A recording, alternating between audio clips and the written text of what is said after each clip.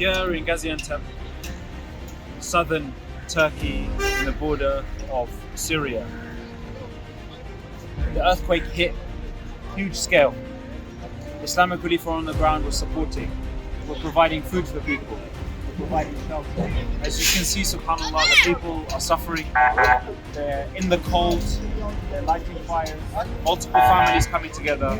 We're doing what we can, but we're really appealing to everyone. Please help Islamic Relief provide more shelter, provide more food, provide more heating materials, provide more urgent medical needs and supplies to help the people who are most in need here in Turkiye and in Syria. Thank you for the help so far. We've been able to do a lot, but we need to do a lot more.